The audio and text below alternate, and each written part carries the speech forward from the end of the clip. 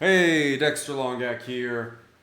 Previous episode, we talked about Scrubby, now known as Scribby's first previous made games, the Fazbear's Return franchise. Now we're going to talk about, in this video, just going to be on the last two games, sort of made on the Fazbear's Return franchise, even though there was a whole remaster to like the first few games that were pretty like not good as in gameplay quality. But they're about the same, except it just looks different.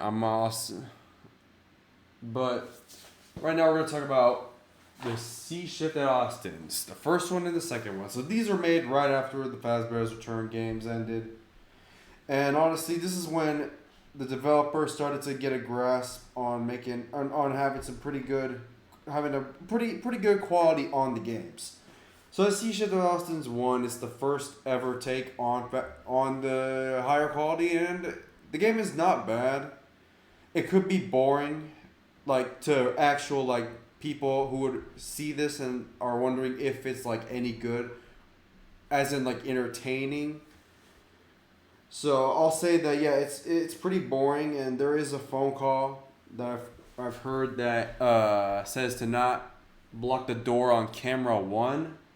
Even though that definitely works because the phone guy is definitely lying. This bit is just also copied off of the greatest commentary video ever, the Fazbear's Return 1 hour video made by said YouTuber I forgot the name of, but the link will be down here, and in the next final game you gotta go check it out.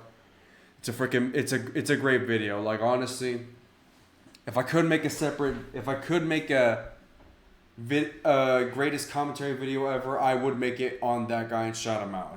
But I'm doing that right now, but it's way more in depth. I'm here to do some normal unscripted glazing and praising, mostly praising, not glazing, because it's not donuts.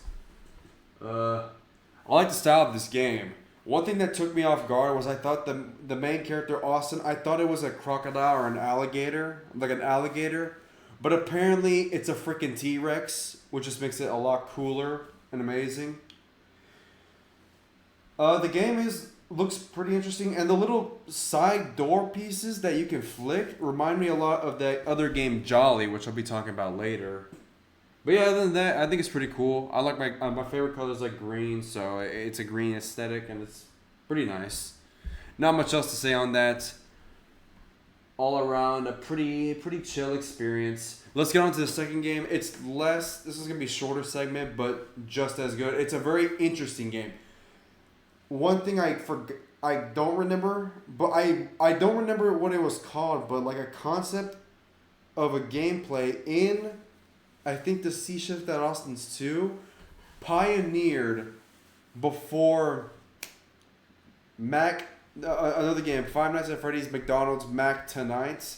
I think it was that the game takes place on the boat and not underwater like I somehow thought previously, even though it feels like it for me in my opinion.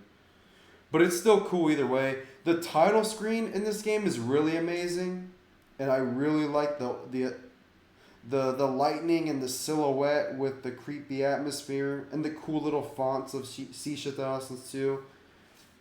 And they even have another gameplay mechanic that was pioneered was there's like 3 bars. There's a smoke where like you can put smoke in a room to distract the animatronics, like some type of UV flash to distract the animatronics, and then I forgot there's another one. It's like a third option, and they all have limits to them because they'll be around like 17 or 14 or 13 per night or 12, and then it'll go down. And you have to like make sure you savor those flashes and smoke so that you don't use them up all the time so that the animatronics won't get you when you're empty-handed. And another cool concept was a hiding mechanic, but you can hide underwater. And if you hide underwater for too long, you'll drown. But according to the said commentator with the 1 hour video, that's probably the best video on YouTube not made by me, the water mechanic is not that important, so it doesn't really matter what you do. Like, you really wouldn't use it most of the night, according to said commentator. But honestly, that's all I have to say for that. I think it was pretty interesting and pretty cool. Final notes would be, I think another concept of this game that I was thinking about might have been put in the Ellie's, the next game of the next episode video I'm making. And yeah, that's about it. It was just one of a concept I was thinking about that I didn't elaborate in this video, was probably done by in the video game Ellie's. But other than that, the games, they might be lacking now, like especially with the quote unquote higher quality FNAF games according to the FNAF community. But in my opinion, this is the peak of FNAF video games. Like everything about it is just perfect.